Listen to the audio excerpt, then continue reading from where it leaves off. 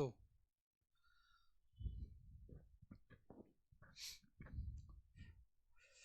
yesterday we discussed about Schedule 3, the oath and affirmations, and Schedule 4, the Rajya Sabha seat allocations, the underscoring principle of secularism or concepts of secularism in India by Schedule 3, and violating principle of equality by Schedule 4. Then Schedule 5 and 6 we differentiated TAC versus DC and RC and VC even. VC in the sense village council working as village court for some of the petty civil and criminal cases, right? Civil and criminal cases se matlab, so gang of Wasifur, have you seen? No. And Mirzapur. So when in the villages certain scenes are there, then who will try them? Not to the range that they have kind of criminal assault, but if the evidence, the statement of village court is there, then court is relatively more conclusive for at least the proofs. Okay, but yes, of course you can go and appeal against the punishment given by village court. Maybe there is a favoritism, bias, no rationality behind the punishment, anything can be possible. Then Schedule 7 we talked about for the distribution of subject, the legislative base, right? This was the only thing that we discussed. So we have to see Schedule 8, 9, 10 today.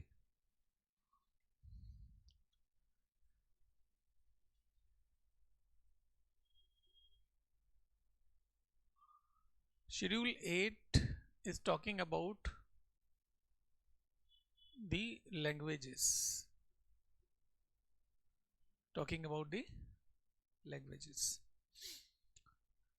Originally, this Schedule 8 had 14 language, but today it has 22, means 8 more have been added to it. So Bodo, Dogri, Maithili and Santhali as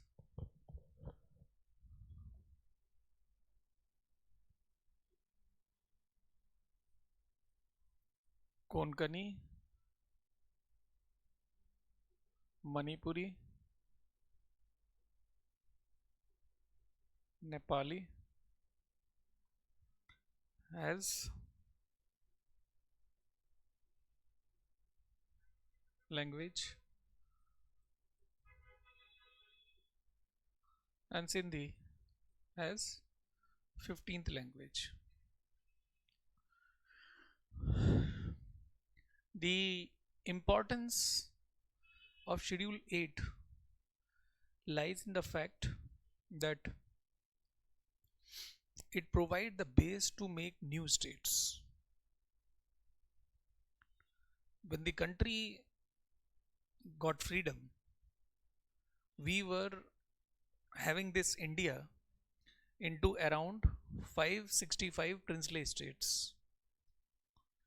Princely states, as the name suggests, the prince is the head of it, the king.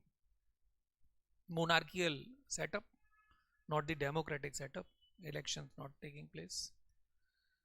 So there was a question that India was getting freedom, or 565 countries in form of princely states were getting freedom.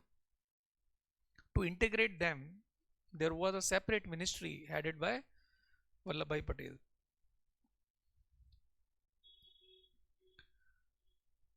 So instrument of accession was signed right? It was a two-page document. It is available on Google if you want to look at it. Now, the 565 princely estates were divided into four categories: Part A, B, C, and D. And these ABCD estates were available in Part 9. But Part 9 today it is having the Panchayat and municipality. Okay. Now, in ABCD, what was the categorization? In A, those states were there that were having elected representative, big states, right? Like UP, Bihar, Maharashtra, state of Bombay, state of Hyderabad. Then in B, the nominated had like Raj Pramukh, any monarchical title was used, Rajkumar, but partly elected also, but not fully. But head was nominated or the prince. Part C was having the chief commissionerate, wherein elections not possible, maybe because two areas are fighting with each other, that election will not take place, or the population is not able to cast vote because they are not educated, even not literate, tribal sometimes. So even you take the EVM, even today if you take the EVM to the tribals, what will they do? They will break it. They don't understand the meaning of the elections, voting and all. Not possible. So chief commissionerates, today we have union territories, some of the union territories on this base. Union territory means not the state. Union territory means the extended part of the union. Why? Because it is headed by or looked after by the president nominally. So president, being a neutral man, can look after them well, saving them from the state politics, saving them from the already not well nourished body, or comparatively not that nourished body, what nourishment can be provided by the union to them. Okay. Now D was having Andaman and Nicobar, right? Black water punishment, काला पानी की सजा है ना, काला पानी. Why water is black?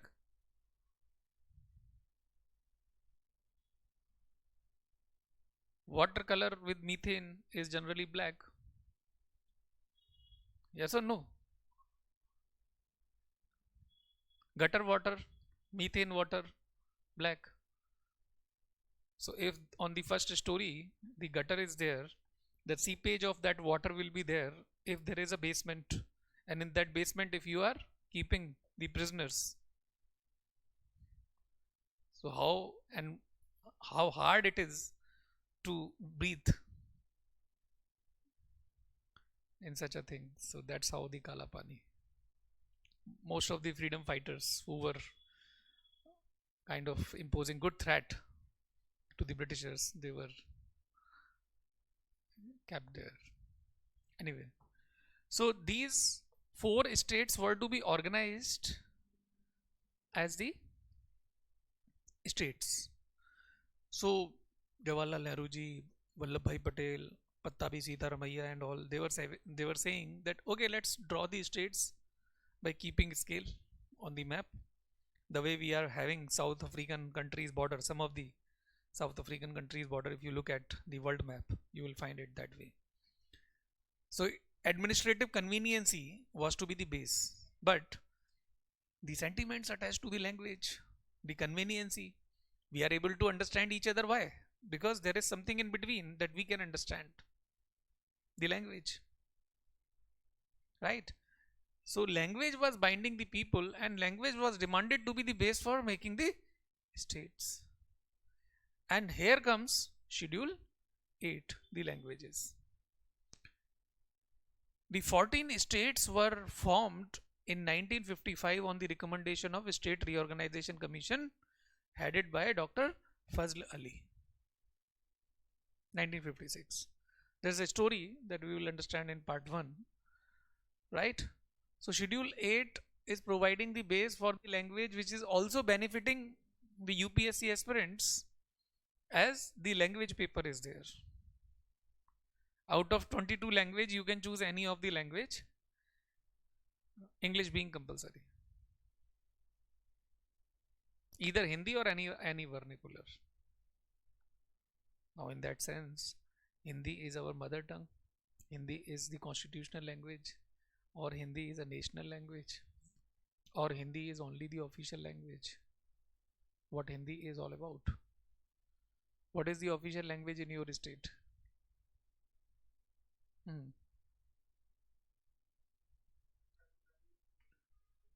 In Manipur tribal language. Manipuri? Hmm? Okay. In tribal, Manipuri is not you. Dialect. You have out of the Manipuri language, you have the dialect. So somewhat, somewhat you can English. Okay. So in your area, you have TAC, autonomous, of course. No, autonomous council. Yeah, not TAC, but DCRC you must be having. District Council and Regional Council. Okay. So the Hindi is not the national language. Hindi is not the official language for all the states. Hindi is not even the official language of Union. Instead, Union has Devanagari script.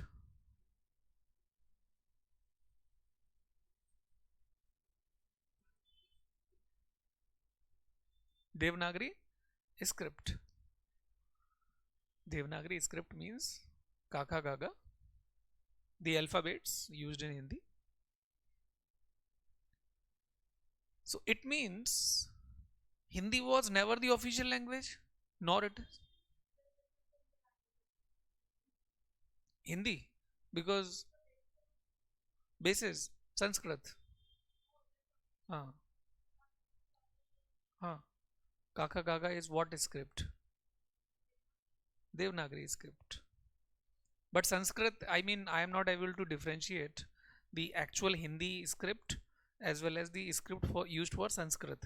But I don't remember or can recall any of the word that was not known to me while reading Sanskrit in my school days time. All the varna in all the alphabets. Yeah. So for example, I am writing Ram. Script. Which script it is? Which script? Hindi or English?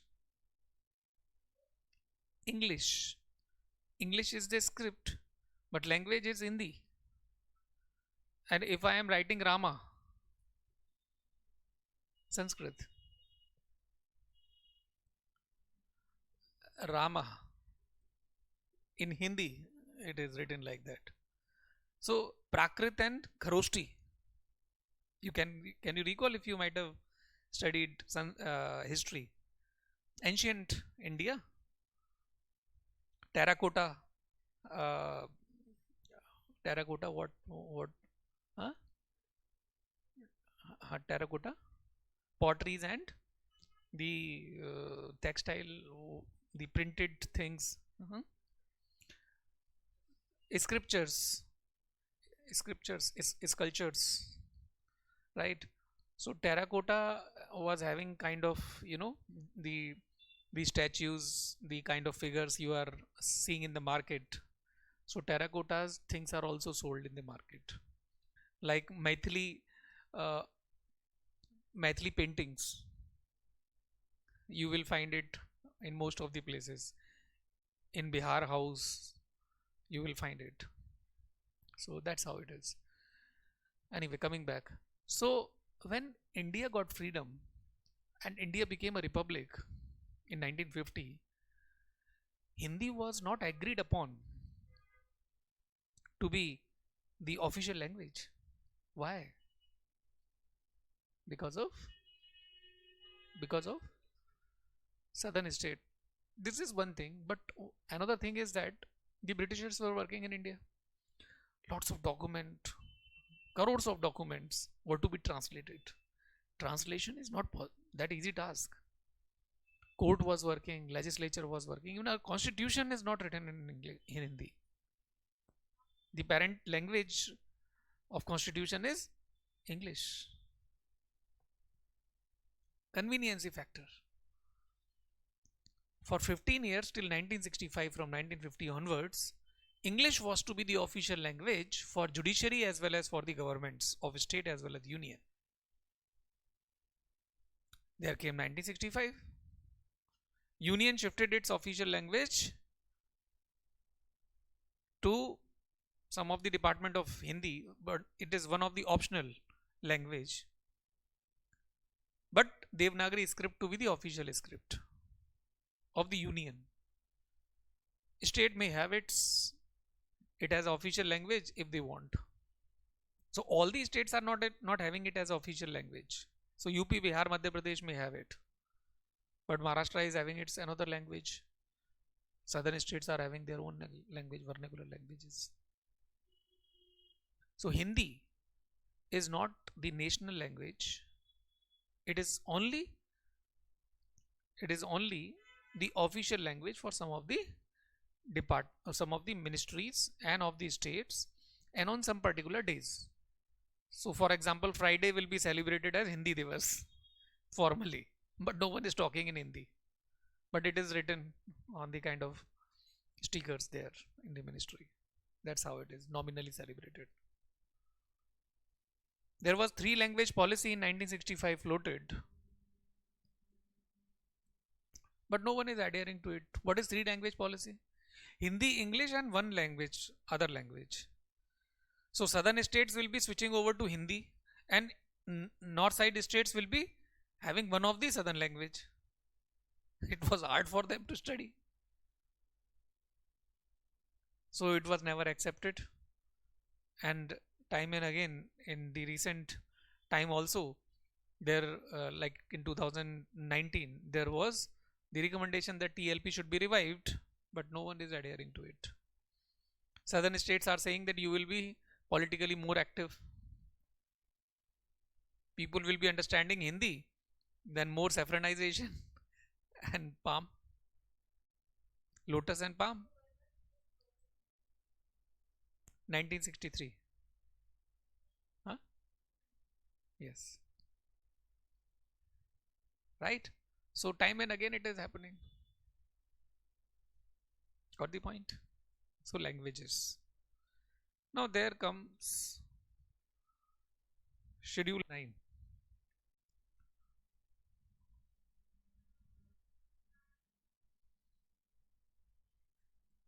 Now any of the language is there which is a foreign language enjoying constitutional language status.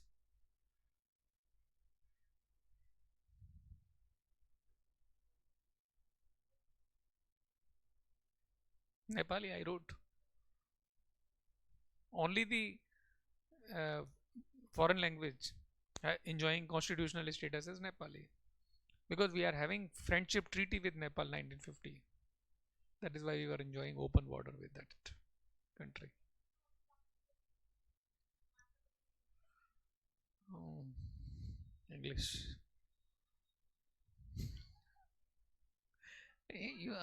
Logically you are correct.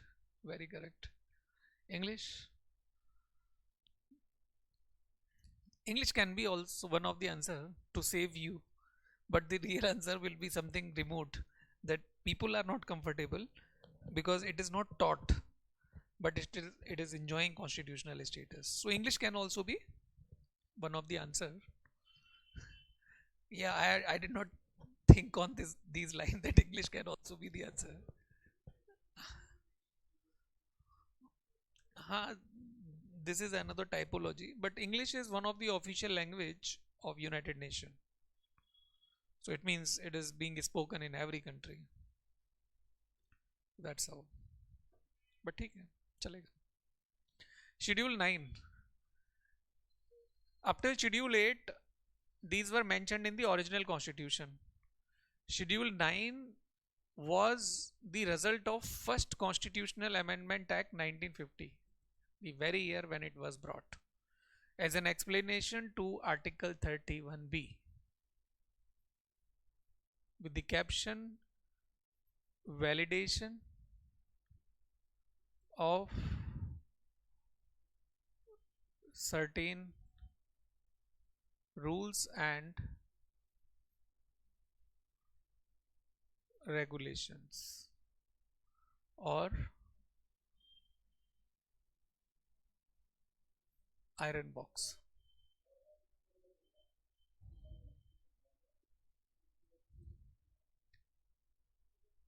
Why iron box? Because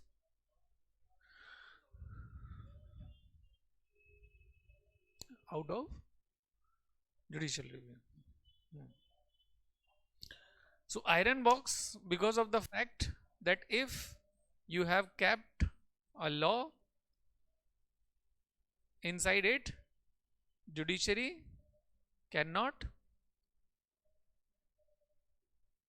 see it. Right? This is the meaning of iron box. It simply means that if parliament is coming up another law, and if it has been kept in Schedule 9, then if the person is going to the court that I am not happy with the law kept in Schedule 9, then please examine it that whether it is constitutional or not. Constitutional or not, then judiciary cannot examine the law kept in Schedule 9.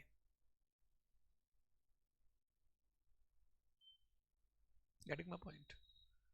But judiciary held Schedule 9 valid.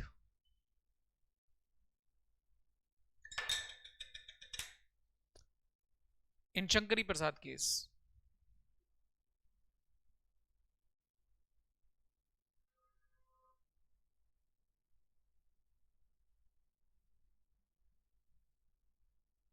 (1951). But the question mark is why? If the judiciary cannot examine it, it means it is taking away the power of judicial review.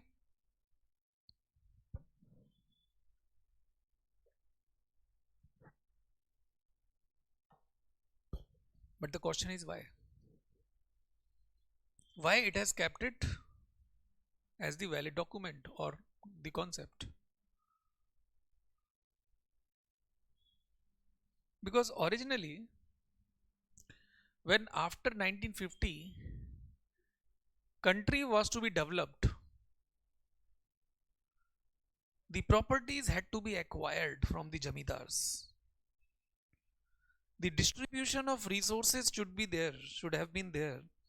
The land which has been taken by the people out of Roti system, right, means the people who have taken loan from the jamidar, the self-styled bank or landlords, for marrying the daughter or for agricultural development, but they will not be able to repay it because the interest rate is very high.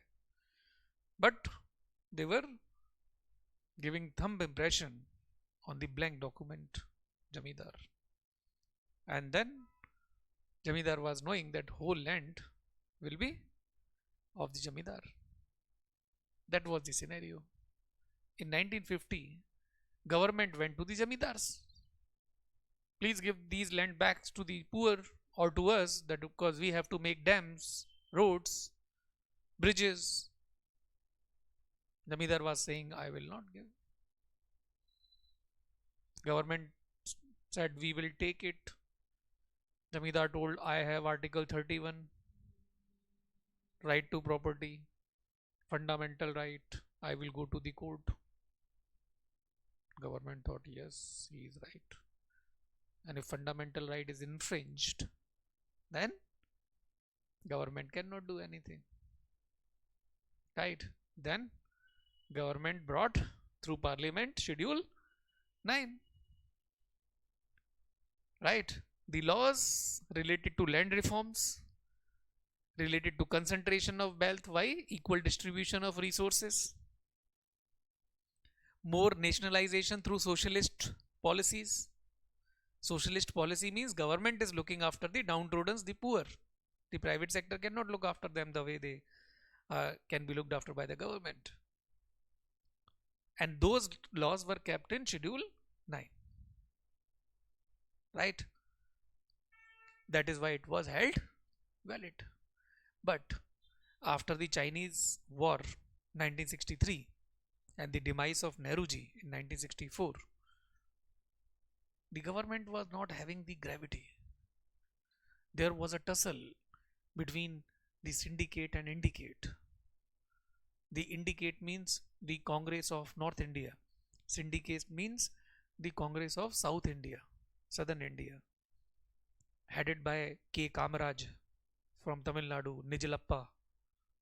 K. Kamaraj was known as the kingmaker. If you might have seen the Pradhan Mantri series floated by ABP channel. In Corona time, what were you doing? Sitting at home. This was only the time pass that I also did. Did you see that? Pradhan Mantri series. So it's a kind of good entertainment. They have invested a lot of money, but when you have leisure time, but it is not the leisure time available with you now. So then what happened? That the deaf doll, in Hindi called as Gungi Gudiya. Who was the deaf doll? Indira, Indira Gandhi ji. So she wanted to be PM, but she was information minister, right? But then another puppet leader, the politician, was to be searched so that one can look after it without grabbing the real power of the Congress. So Lal Bahadur Shastri ji, right, height like 5 feet around, not that much assertive. Okay. The way in the recent history you might have seen Dr. Manmohan Singh. Can you compare that cult with not Dr. Narendra Modi ji? The personality cult.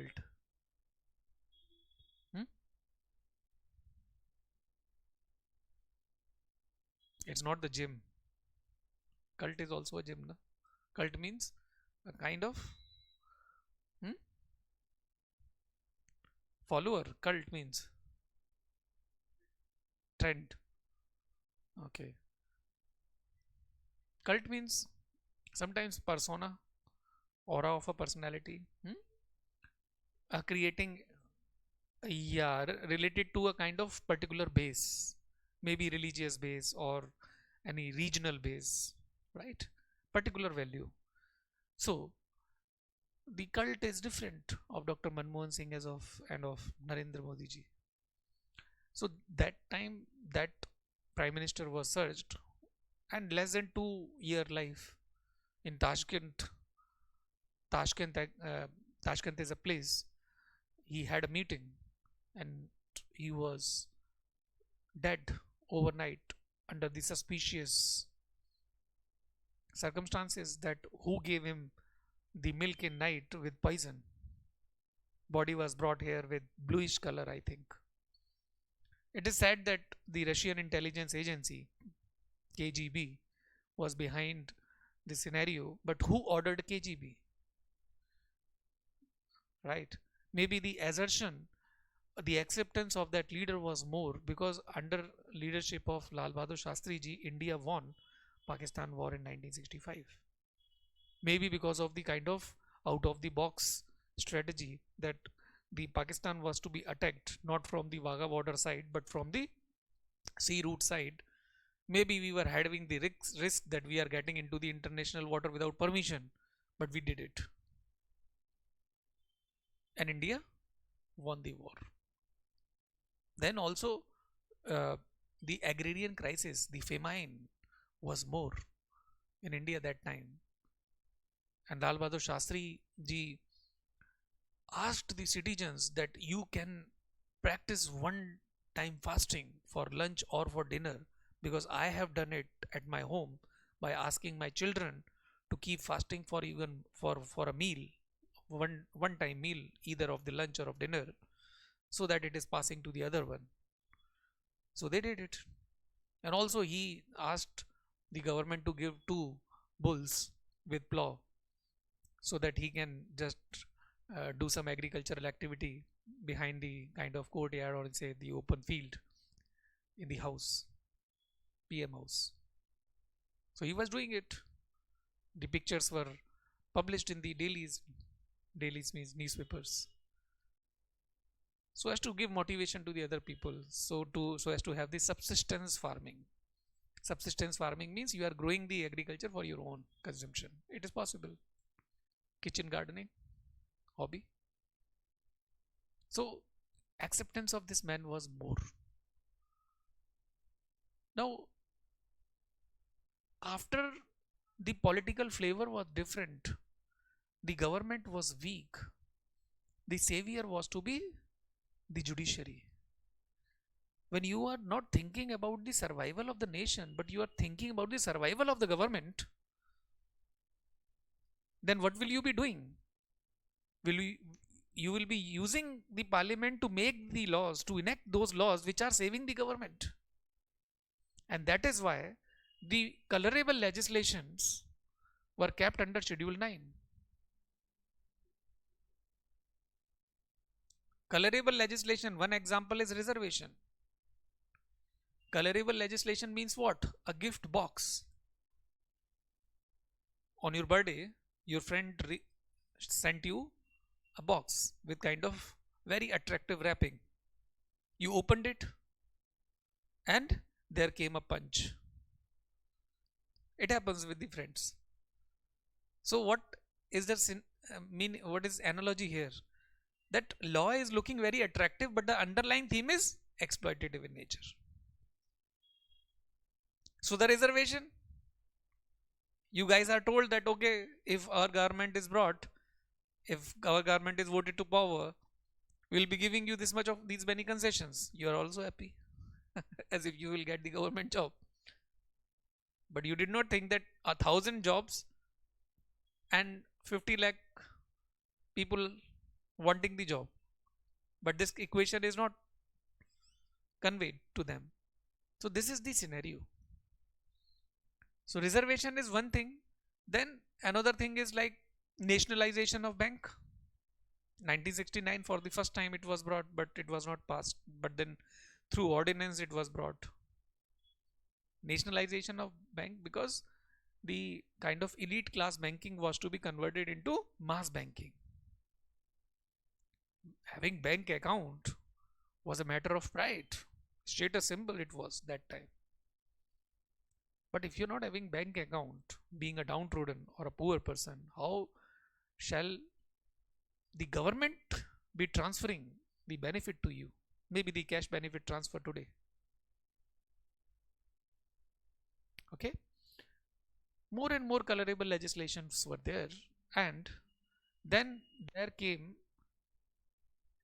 a case, 1973 Keshavananda Bharati case.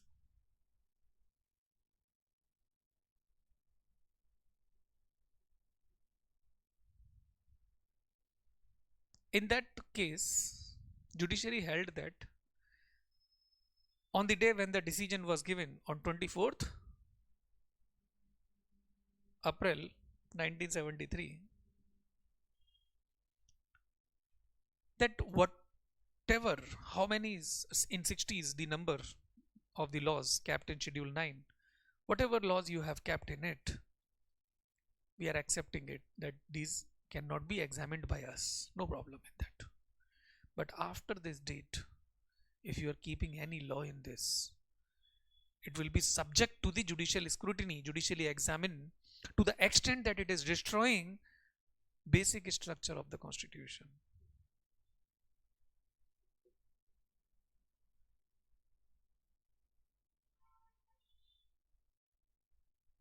Now this basic structure, they mentioned it for the first time in 1973 itself.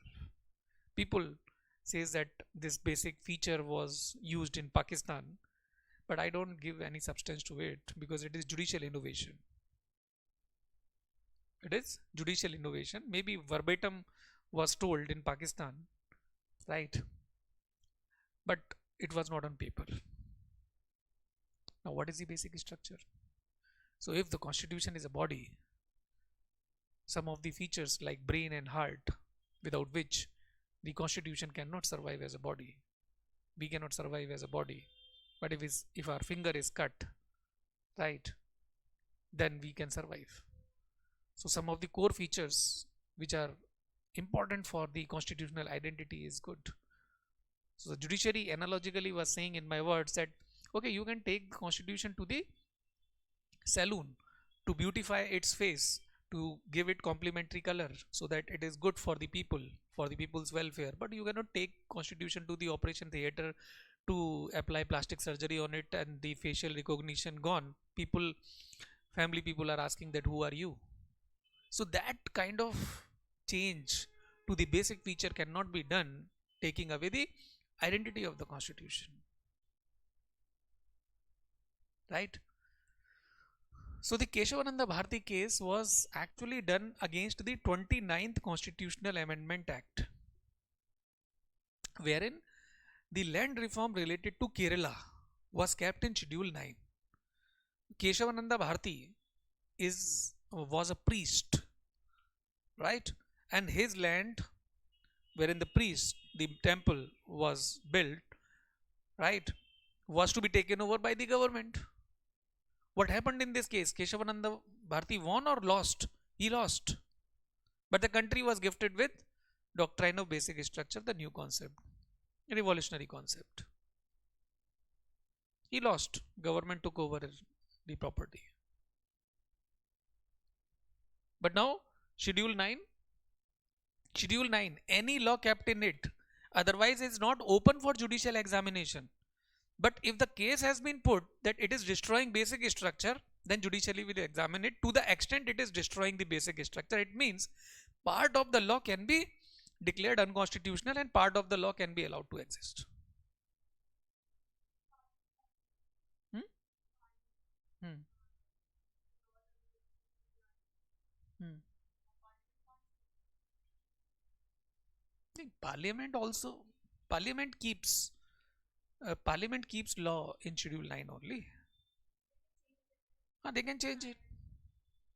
Schedule 9 was brought by Parliament only, and Schedule 9 was brought as a box that we can keep the law in it. There was nothing in it. Schedule 9 was kept vacant because earlier part A, B, C, D, just I told in Schedule 8 that the categorization of the states were there. It was deleted. It was lying vacant. That's how it is. Okay. Now, after that,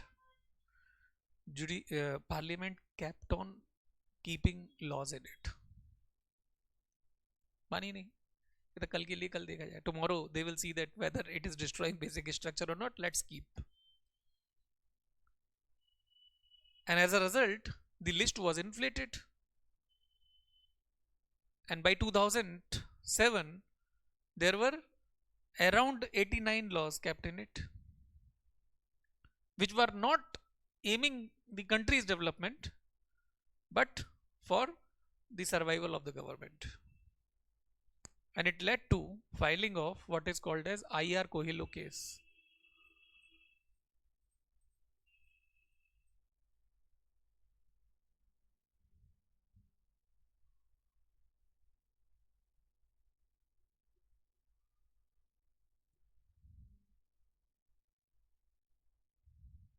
In IR Kohilo case, IR Kohilo from Madras, right, the activist, he filed it, but he is no more, right? When he died in 2017, in his memory, judiciary UPSC asked the question in the main examination from IR Coelho directly. In IR Coelho case, judiciary held that, see Mr. Parliament and the government, whatever laws you are keeping in Schedule 9 now will be open for judicial examination whether it destroy basic structure or not. Further keeping the pool up. Understood? Means earlier what was the stand? That if the law is destroying basic structure, if the law is impacting on heart and mind of the constitution, then we will be examining it. But if it is cutting the finger and all, then there is no problem. Now what it is saying? That whether it is even touching the constitutional premises for it to be unconstitutional, then we will examine it. Leave aside the question of basic structure. It was fine. So Schedule 9 is like other provision of the constitution, not barring the judiciary from examining any of the law enacted by the parliament.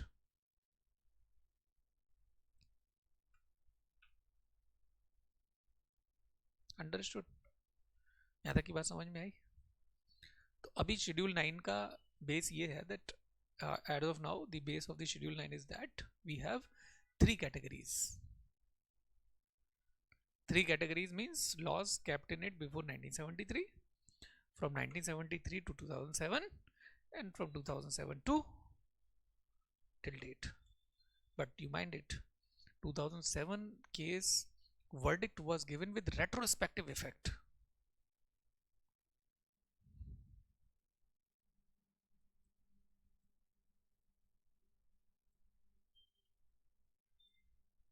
Retrospective is antonym of prospective.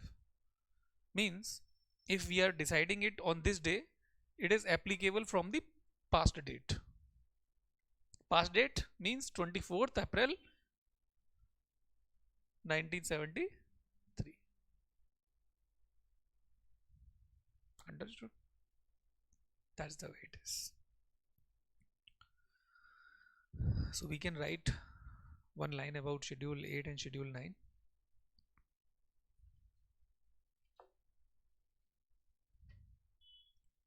Write in it. Schedule 8, it provides for, it originally provided for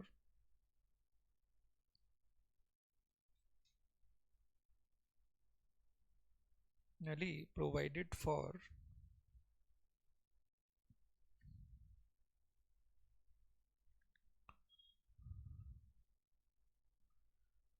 14 languages, but today we have 22 languages in it.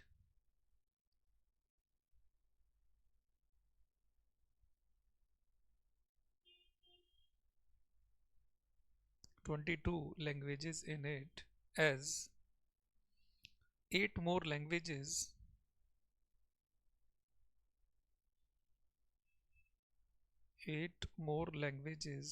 have been added to it, namely Sindhi, Konkani, Manipuri, Nepali,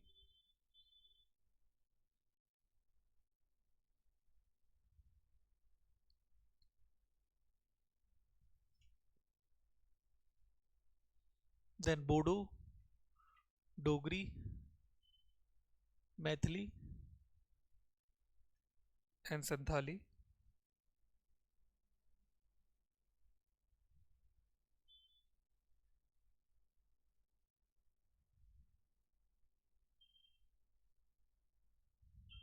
Bodo, Dogri, Maithili and Santhali.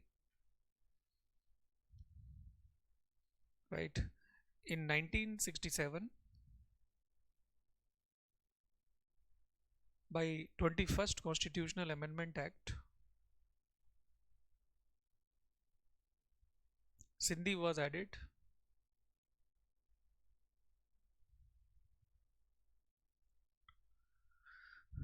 Full stop. In 1992, by 71st Constitutional Amendment Act,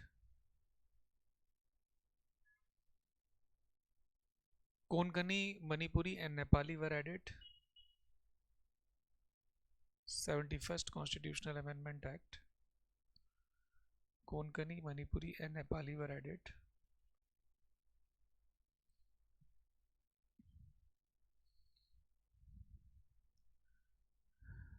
In 2003, by 92nd Constitutional Amendment Act, BDMs were added. BDMs were added.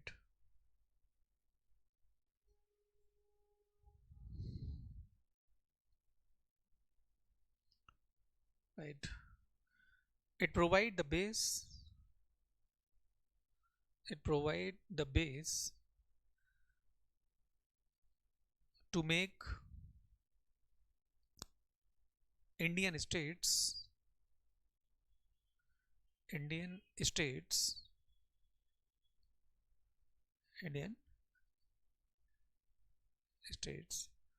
full stop. Also, the school comma college and competitive exams language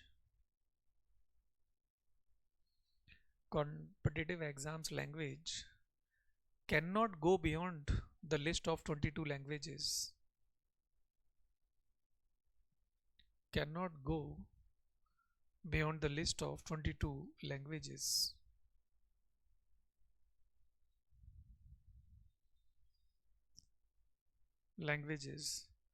Right. The degree programs, comma, vacancies of teachers and professors,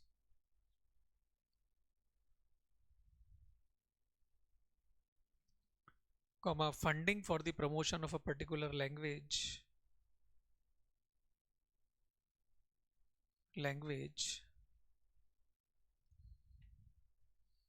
comma, literature fest for a language, literature festival, literature fest of a language, etc., are the benefits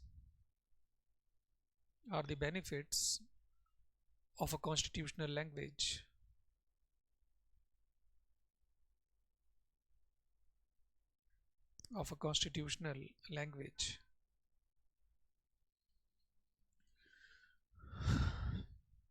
Let's stop. 1950 to 1965. 1950 to 1965. English was to be the official language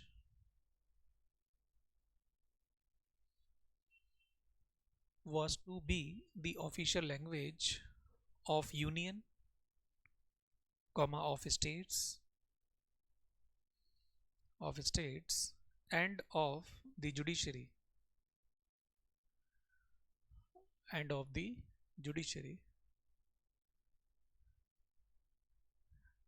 Full stop. But in 1965, judiciary, sorry, you write like this. If you have written the word judiciary, then you keep going on that way. But in 1965, judiciary kept English as its official language, as it is,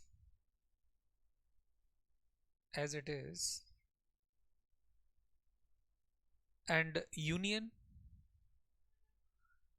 changed its official language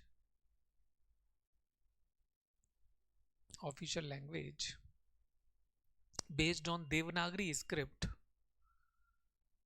Official language based on Devanagari script.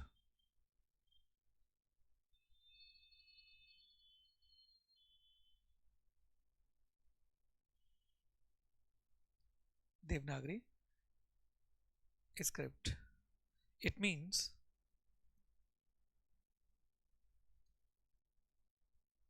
Hindi is not a national language,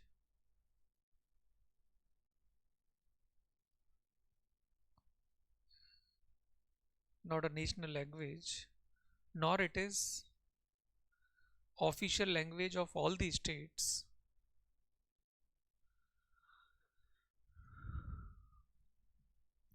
official language of all the states, but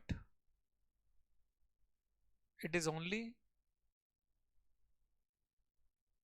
it is only the official language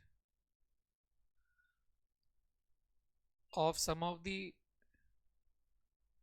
North India side states, some of the North India side states, and of the union ministries.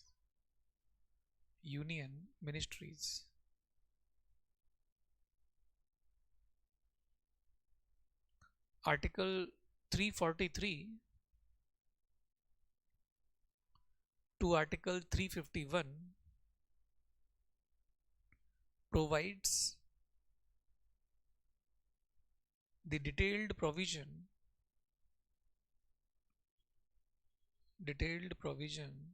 related to languages.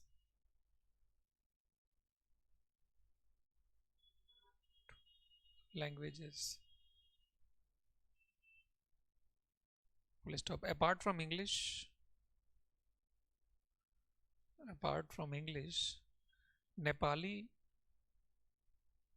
Nepali is the only foreign language that enjoy constitutional status.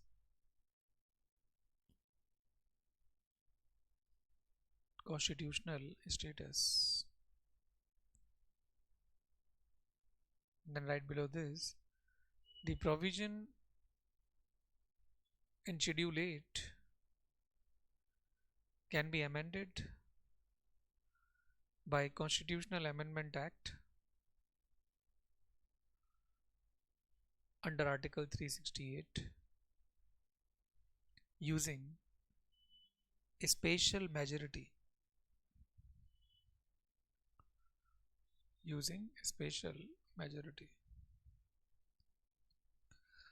Okay. Now write about Schedule 9.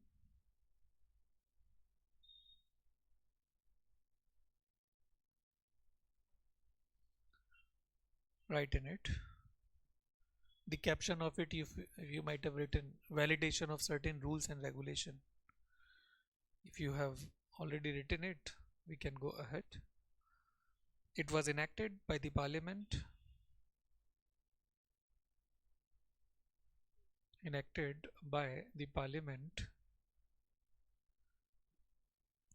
as an explanation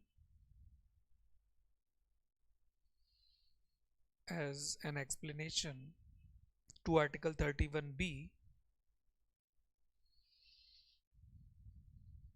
by first Constitutional Amendment Act.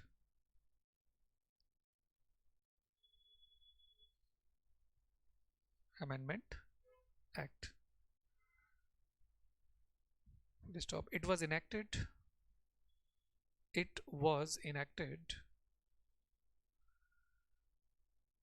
to save the laws, to save newly made laws from judicial examination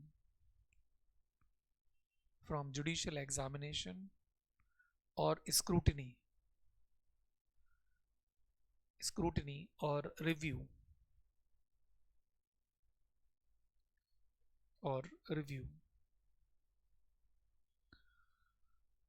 Let's stop.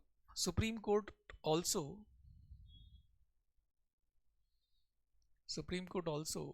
held it constitutionally valid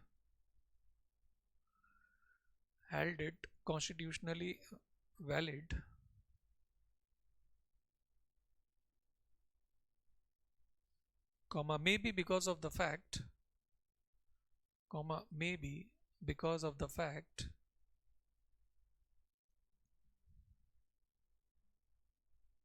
comma, that originally it was used it was used for the laws related to for the laws land reforms related to land reforms, comma, abolition of jamidari,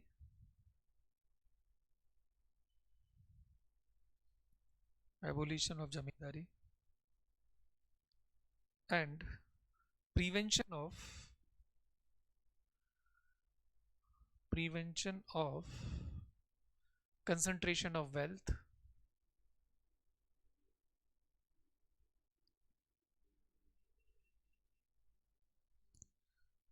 or any law good for national development,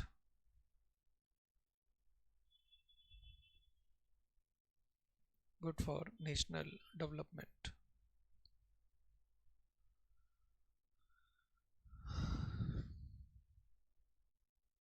National development, full stop. But later on, especially after 1965, after 1965, schedule 9 schedule 9 was used more for more for saving colorable legislation, more for saving colorable legislations,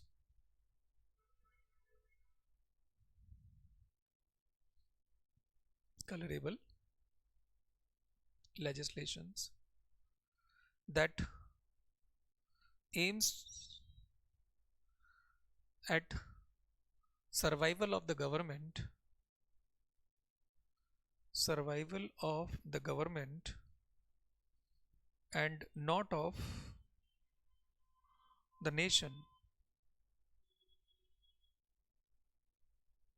not of the nation.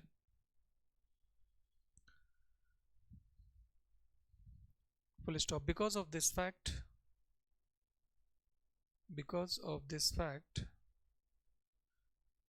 judiciary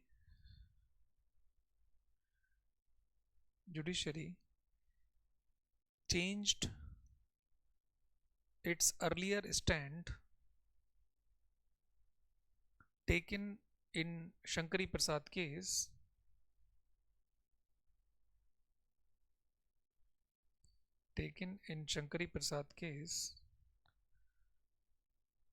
for Schedule 9 to be fully constitutionally valid, changed its stand taken in Shankari Prasad case for Schedule 9 to be fully constitutionally valid, comma, and it held that, and it means court held that the laws kept in Schedule 9, which are 66 in number,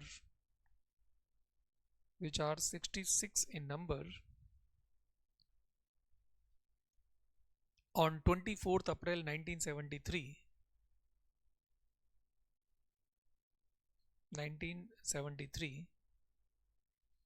in Keshavananda Bharti case,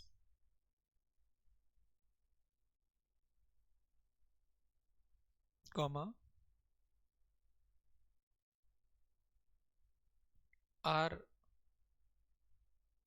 beyond the constitutional scrutiny, scrutiny, and they fully enjoy full immunity, enjoy full immunity from judicial examination.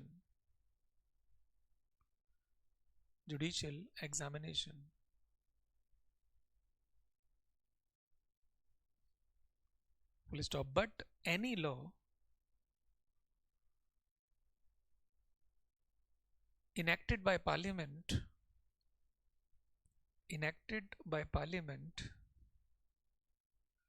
and kept in schedule 9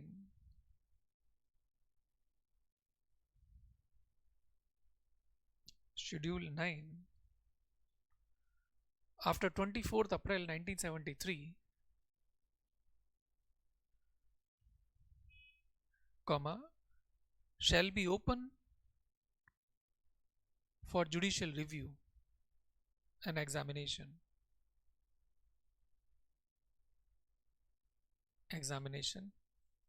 if such law destroys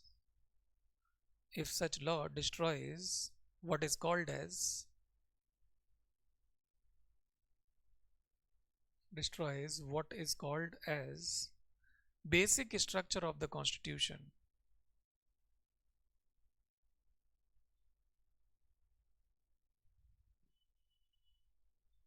Basic structure to the constitution.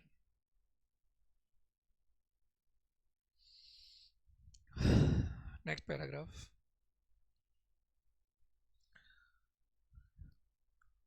Because of this small window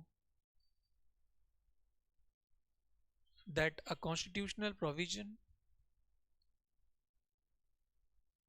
is part of basic structure or not, constitutional provision is part of basic structure or not,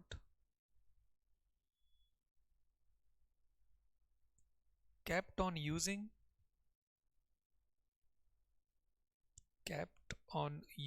schedule 9 and by 2007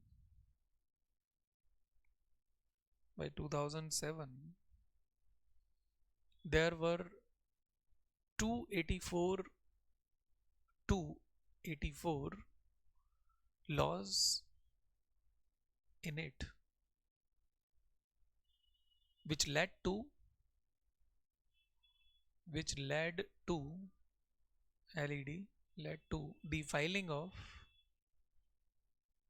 the filing of IR Coelho case.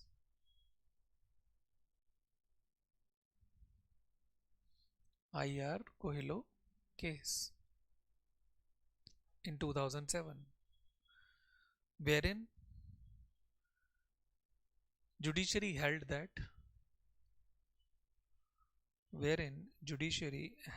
that any law kept in schedule 9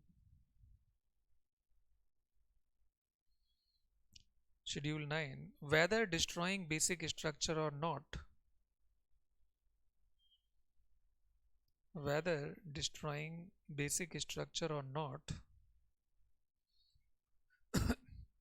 comma, is open for judicial examination.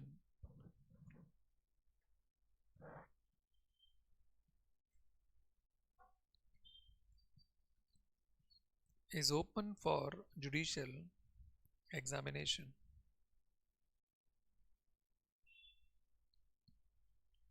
Right. Full stop. So the present position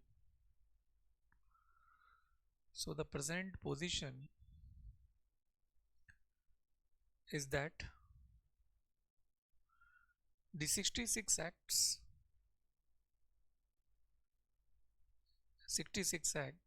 kept in schedule 9 before 1973 enjoys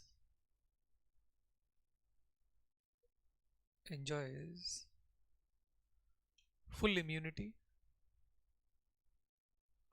immunity And the other laws kept in Schedule 9 after 1973,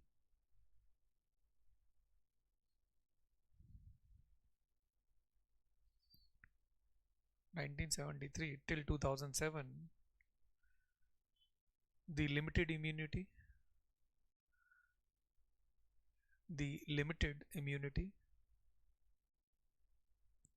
comma, and the laws after 2007,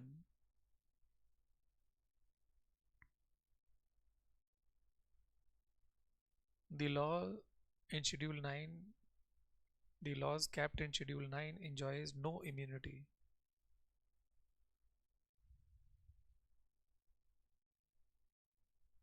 Capped in Schedule 9, no immunity.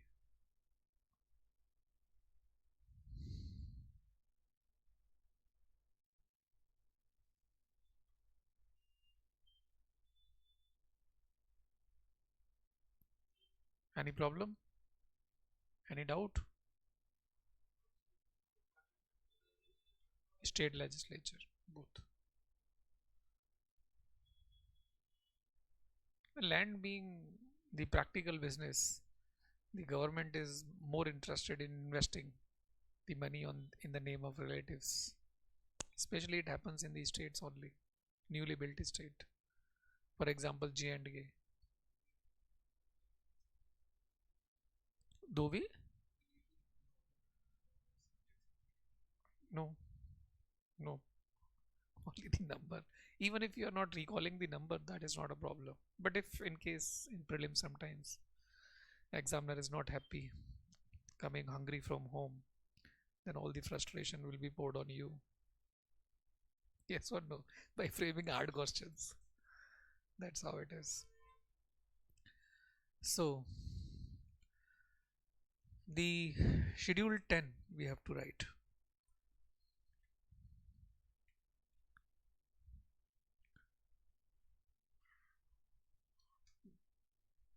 No, schedule 10 we have to discuss.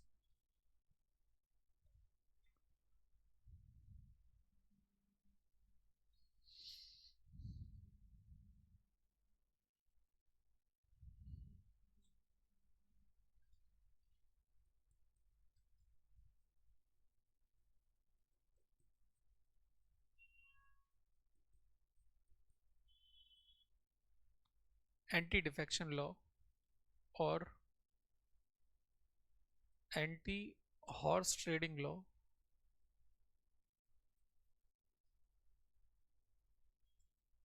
or anti-politicking law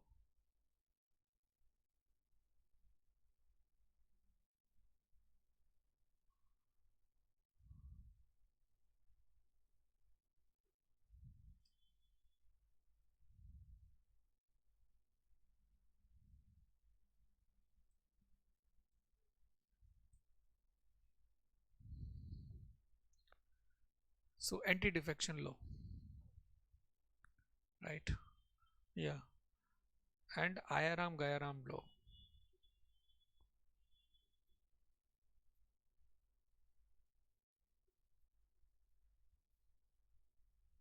Ayaram Gayaram means Ram is coming and Ram is going. Ram arrived, Ram left law. Okay. Ram being one of the member of the house, either in state or in the parliament. Now what this schedule 9 is all about?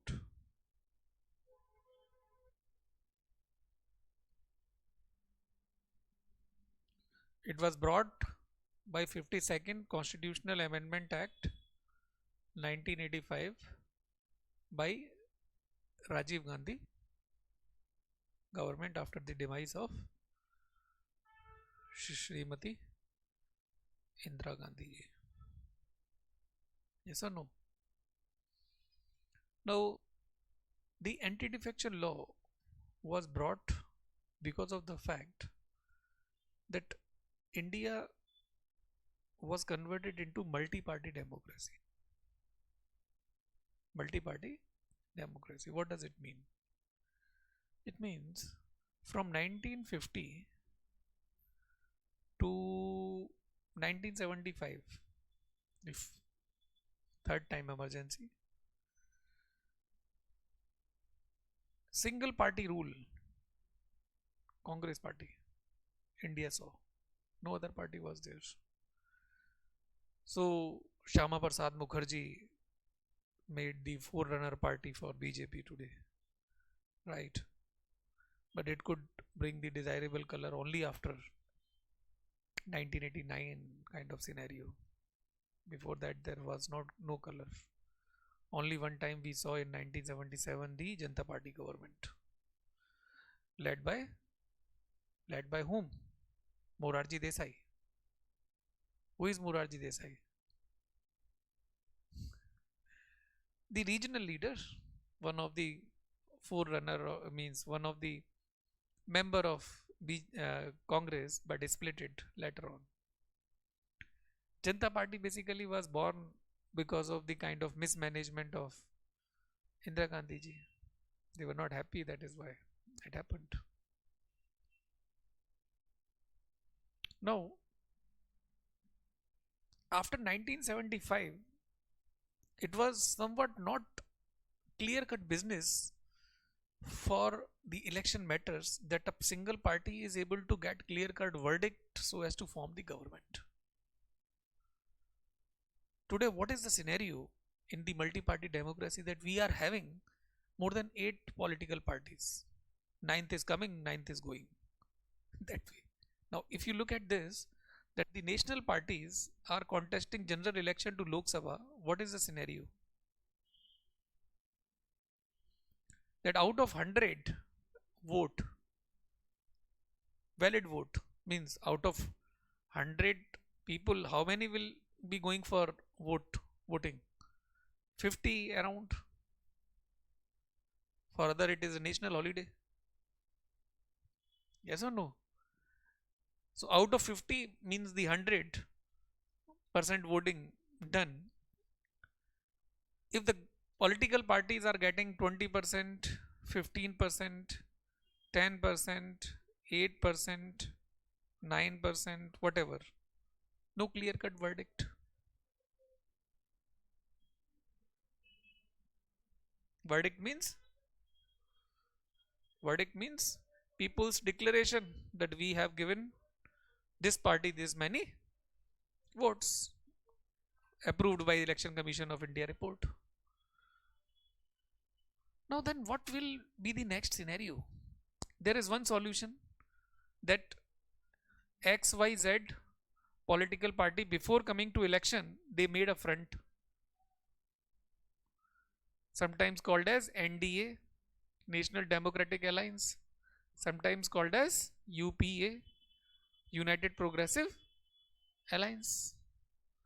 NDA was formed by BJP, UPA was formed by Congress. So if more than 3, 4, 5 political parties are contesting the election together, then there are chances to get relatively clear cut verdict. And as a matter of fact, what type form of government will be having? Coalition form of government.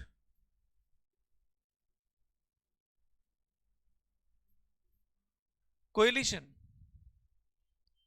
group, political parties group, right? Fronts, government.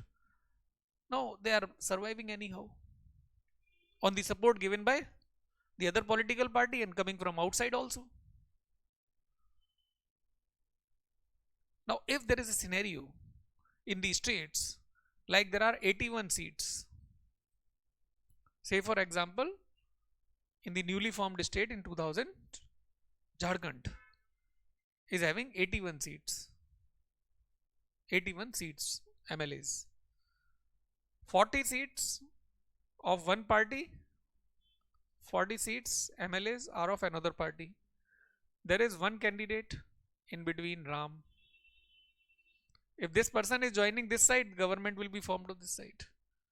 So Ram, 1 crore 1, 2 crore 1, 3 crore 1, 4 crore 1, 5 crore 1, 6 crore 1, 7 crore 1, 3 crore 1. Ram arrived, Ram left. Ram arrived, Ram left. So the bidding, though it happened in 1967 scenario in Haryana, on the basis of it we are calling it Ayaram Khayaram law. But you understand this scenario? It means in the language of cartoonist Padma awardee cartoonist Lakshman Saab came in Hindu, the anti-defection law is like this.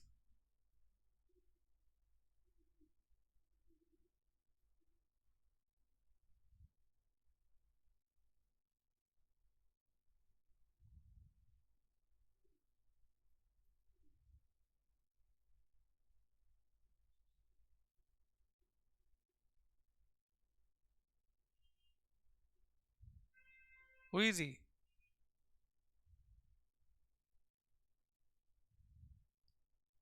Cartoon.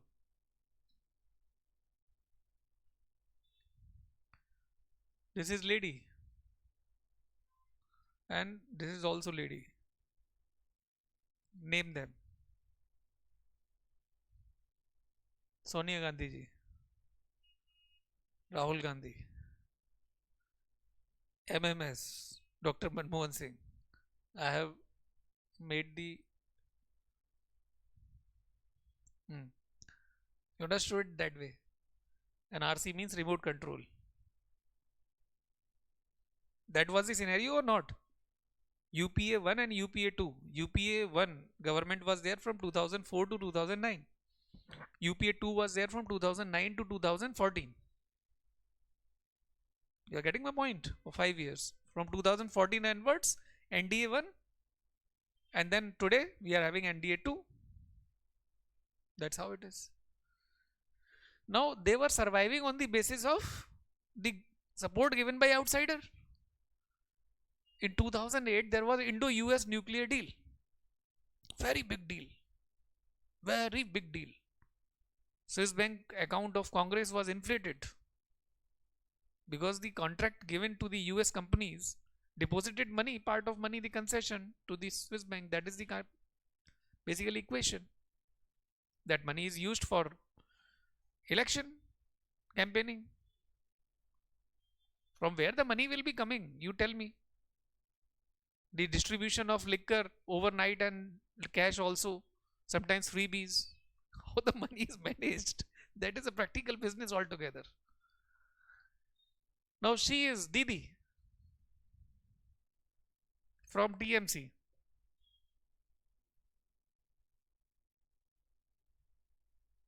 TMC, Trinamool Congress, West Bengal. She gave support from outside when CPI withdrew the CPI withdrew or not, I don't remember, but yes, its original partners, UPA's original partner, withdrew the support in the protest of UPA Indo-US nuclear deal. Then the Reliance, right, was called in Delhi. They gave the money, and to reciprocate them back later on, the 2G scam and coal scam, because 2G and this coal blocks was awarded. It has to be floated on the website for 15 days at least, that other people can also fill the forms. But overnight declaration and next day award. The court was thinking that what this this process is all about. That in night it was reported in the website and morning it was awarded. So UPSC form coming today, and in night whole seat the window will be closed. Is it okay? No. It means there is something fishy. So that's how it was. Now Didi, Mamta Banerjee, TMC, gave support. In return, the opportunistic polity. She wanted ministerial birth. Railway ministry was given to her. But meanwhile, the election took place in West Bengal for the MLAs, for the state legislature. She won. Her party won, I mean. She left the MP, the railway ministry post, and became MP, sorry, MLA and CM. Becoming MLA from MP is demotion or promotion? Actually, it is demotion, but it was promotion for her. Chief Minister, more minting of money is possible. Casting the instability or not in the government. Is it good for the nation? No. So that is why anti-defection law was brought. Now, what are the provisions under anti-defection law?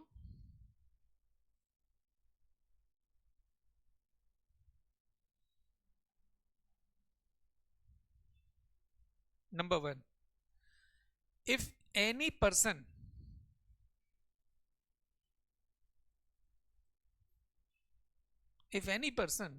has given the seat, sorry, has given the ticket, has been given the ticket, and one has won the election on the basis of that ticket, right?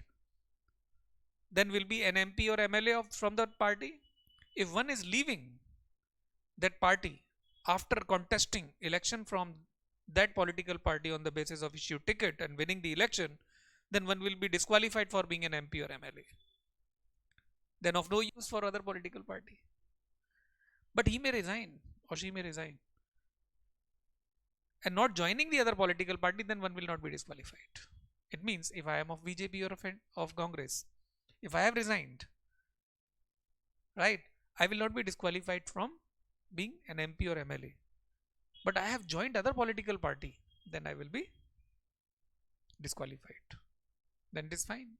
Second, if an MP or MLA who is an independent MP or MLA, I mean necessarily I have not contested election on the basis of one political party ticket.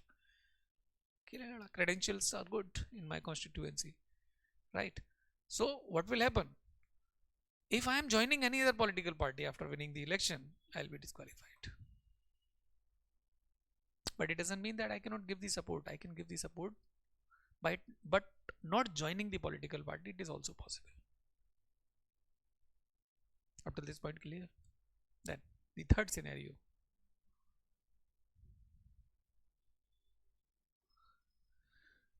If this person has been nominated as an MP or MLA,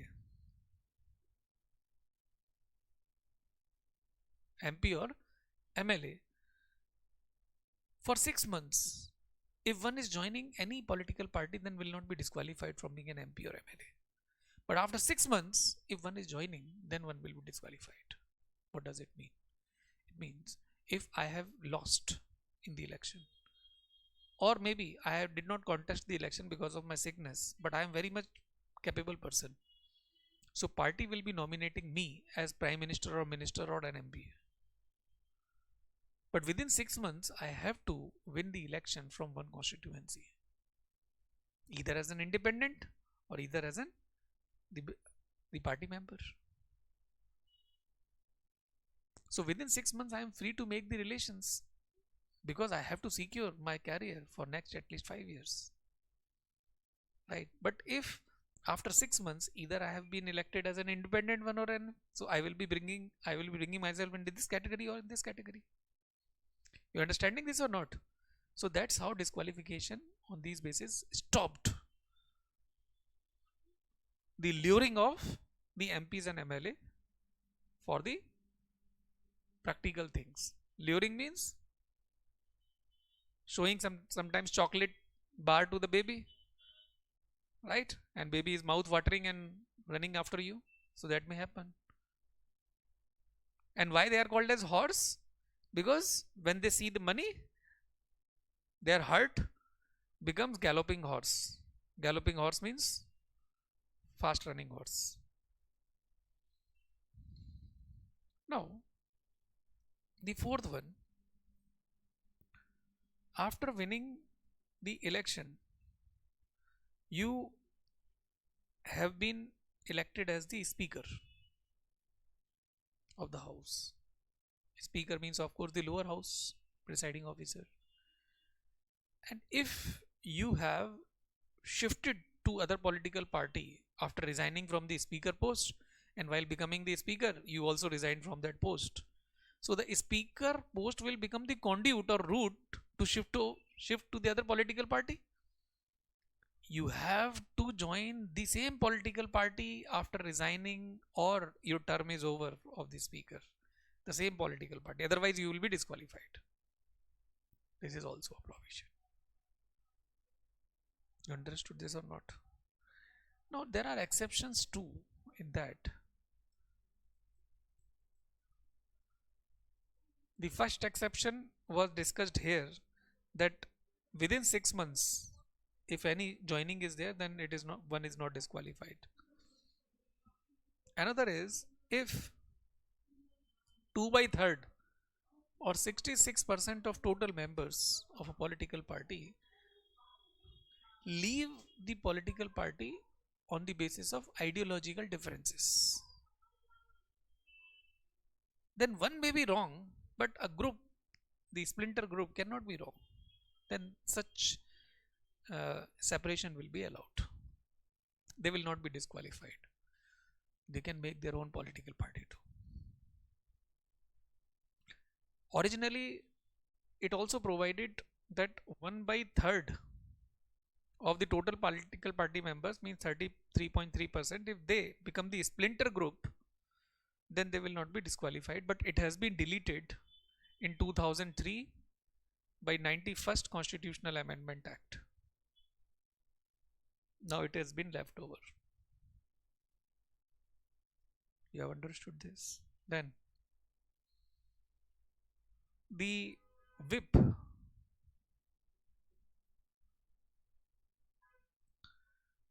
the whip is issued to the members of a political party to say yes or no on a particular issue or will in the house while it is voted. Means whip means a direction from the political party headquarters to all its members, means MP or MLAs, to say yes or no. And whip is to be compulsorily followed in case of confidence motion, no confidence motion, passage of money bill, and for presidential address to pass it with what is called as vote of thanks. These 4 occasions it is compulsory. For other occasions you may ignore it. For these also, if by mistake you have defied it, then within 15 days your mistake has not been excused by political party headquarters, then you will be disqualified.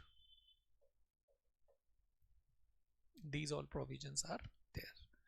Now, to further neutralize or strengthen the position of anti-defection law, the same 91st Constitutional Amendment Act 2003 brought a cap or limit,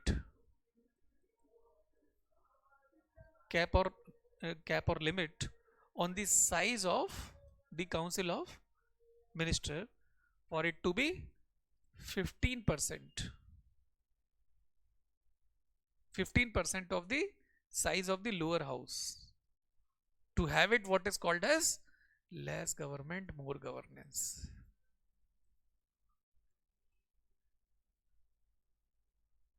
More number of ministers means more development of the country. No. Less number of people, but competent people, qualitative people with good will and mind, sufficient. So sumo pelwan is good for the fighting, or Bruce Lee is good for fighting? Bruce Lee 45 kg, sumo pelwan 550 kg. So less government, more governance. So more government, more governance? Not necessarily. So 15% of Lok Sabha size. How much? 543. 15%. Around 83. It means beyond 83 in number, the ministry cannot go beyond. Means even if you are having coalition form of government, you cannot give the ministerial berth to everyone to inflate it to unmanageable limit. Becoming minister means good house, good car, good status. Every minister, everyone wants to be ministers. But it is not possible. So anti-defection law. Defection means defect, giving defect to the government, giving defect to the democracy. Right? So we can write one line about it. लिख लें इसको?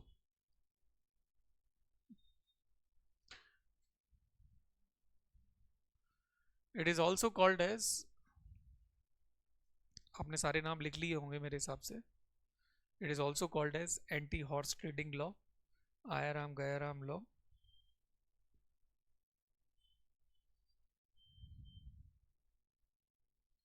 Write in it. It was enacted in 1985. 1985 by 52 by 52nd Constitutional Amendment Act.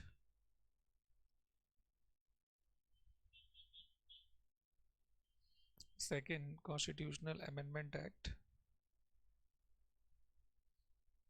to stop greedy and corrupted practices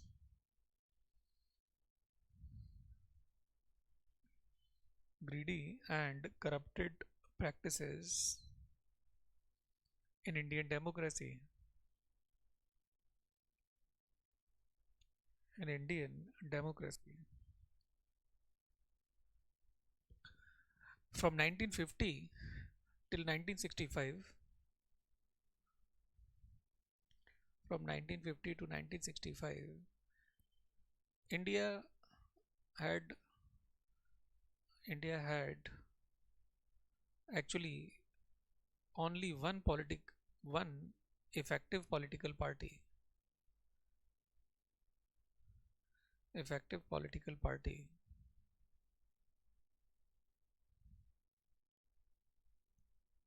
And it was able to secure clear-cut verdict.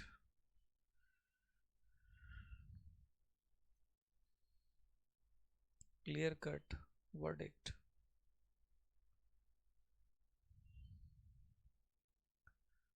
Stop. But gradually India became multi-party democracy. India became multi-party democracy,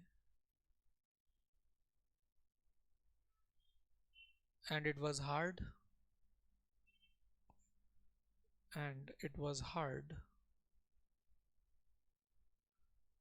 for any political party to get clear-cut verdict.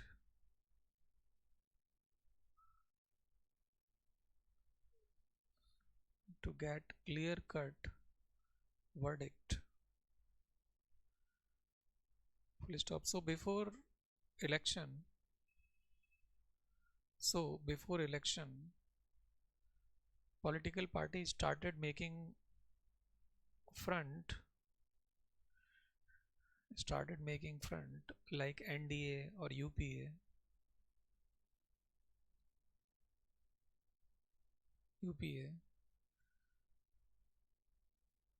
And as a result,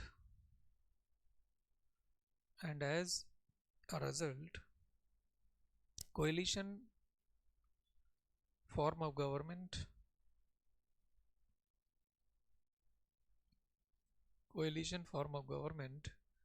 became order of the day,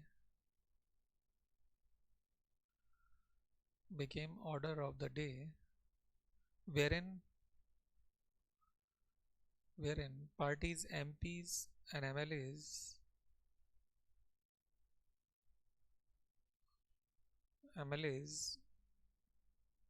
were lured LURED, lured by monetary and practical equations.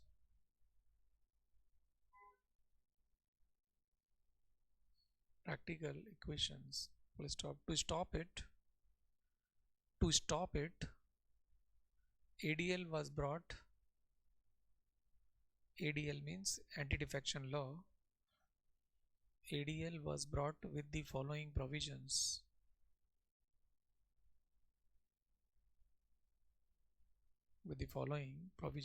Number one,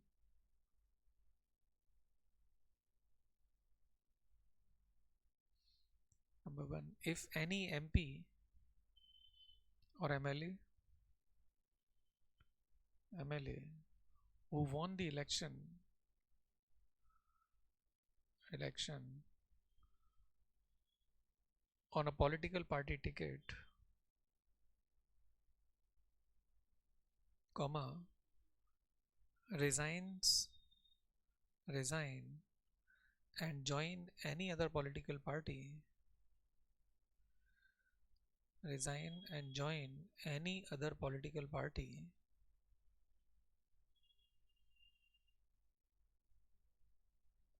then one will be disqualified, then one will be disqualified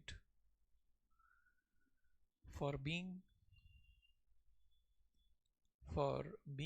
an MP or MLA,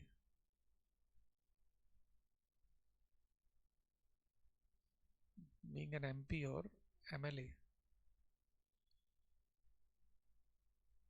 right?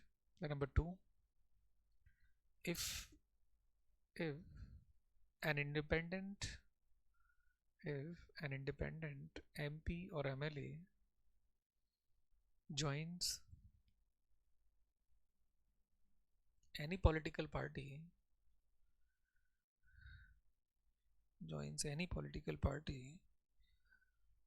then one will be disqualified.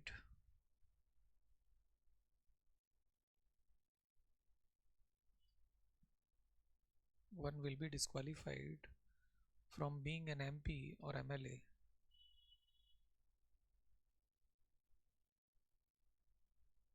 MP or MLA. Then number three, if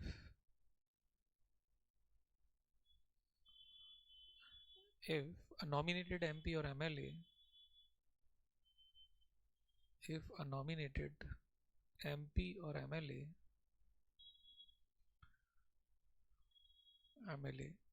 leaves, so write like this, joins any other political party,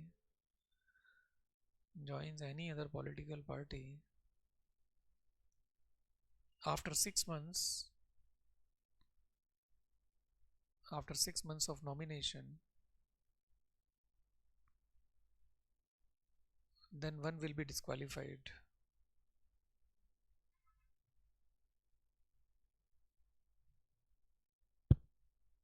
One will be disqualified. The next, if an MP or MLA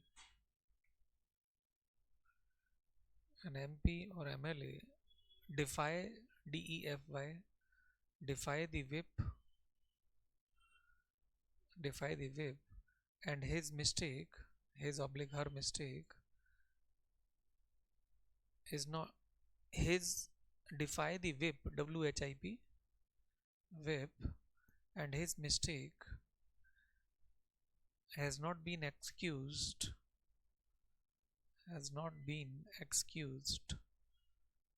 by the political party within 15 days, then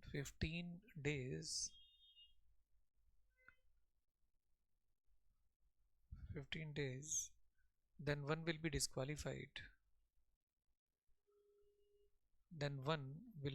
disqualified.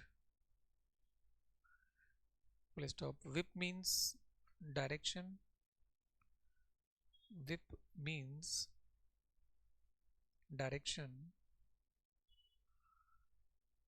from political party headquarters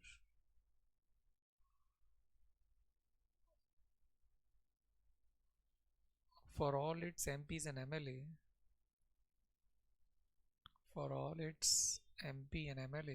to say yes or no,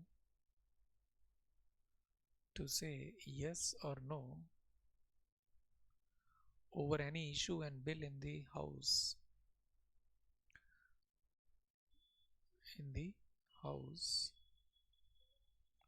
over an issue or the bill in the house.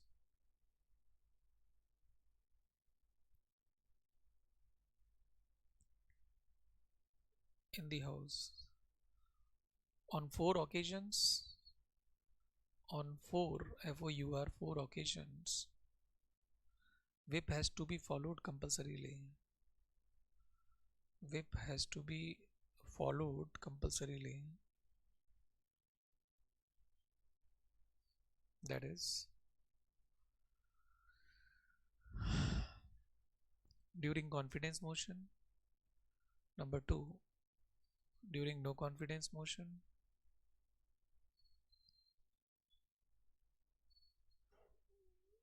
Number 3, during passage of budget.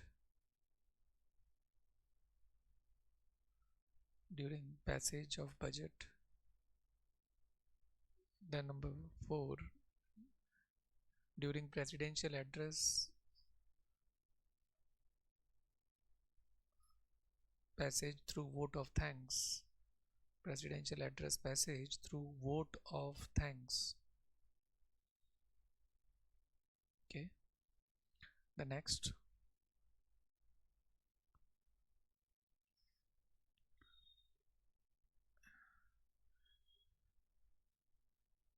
after completing the speaker term or resigning from the speaker's office,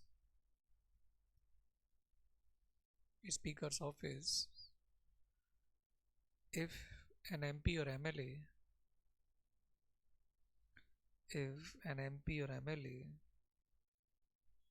does not join his original political party,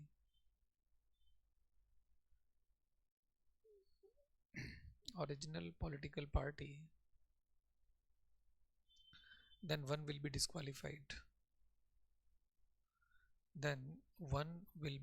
disqualified.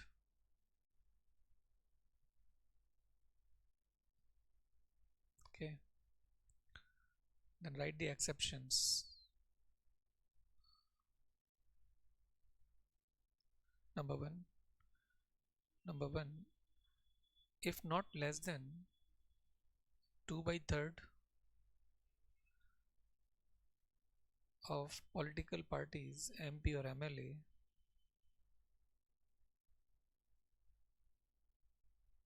leave it on ideological differences,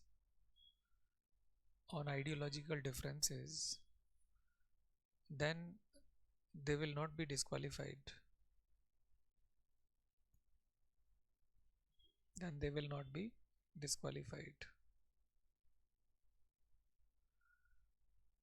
The number 2, if one nominated MP or MLA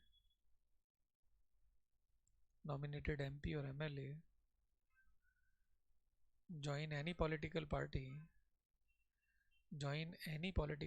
within 6 months, then one will not be disqualified.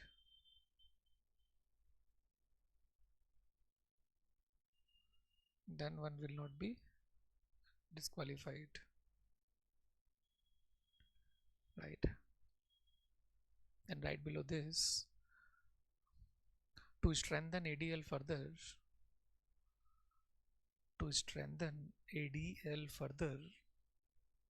91st Constitutional Amendment Act, to strengthen ADL further, 91st Constitutional Amendment Act 2003 was brought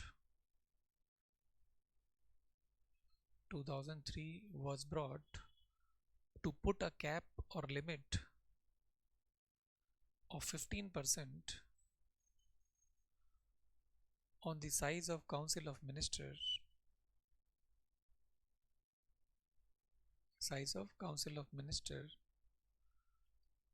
for 15%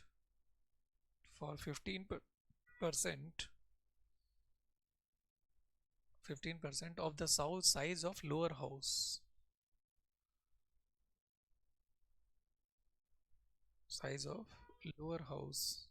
So as to have less government, more governance. For example, 15% of 543 of LS Lok Sabha, 15% of 15% of LS size 543 is approx 83. 83.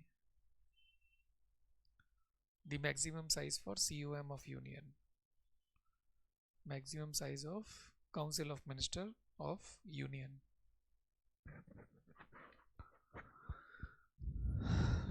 Okay, so this is what we have in this schedule. Schedule 11 and 12 we will study along with Panchayat and Municipality. They are very short. In Schedule 11 we have technically the list of 29 subjects, and Schedule 12 we have the list of 18 subjects, right? Fine. So that's how it is.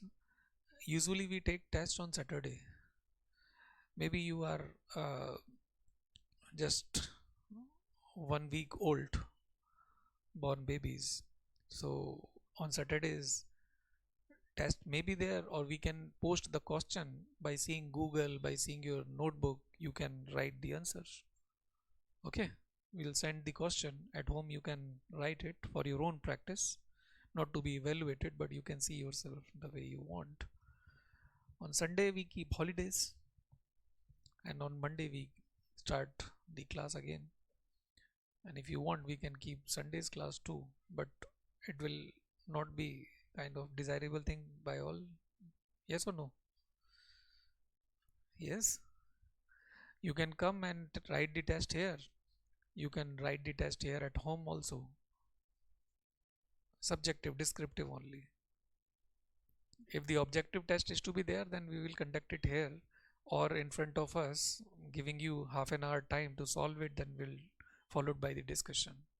But not this week, at least from next Saturday we can have this. That would be fine. You will be having relatively good base. Okay, so that's fine. So just read it and do some of the homework, pending business of the week on Sundays. So then see you on Monday. Okay, any skippage of the classes from next week onward we will try to cover by giving more hours to it. No problem. 3 to 4 hour of class chalega, not a problem. Okay, good. We'll try it once, then let's see our comfort level. So see you, all the best.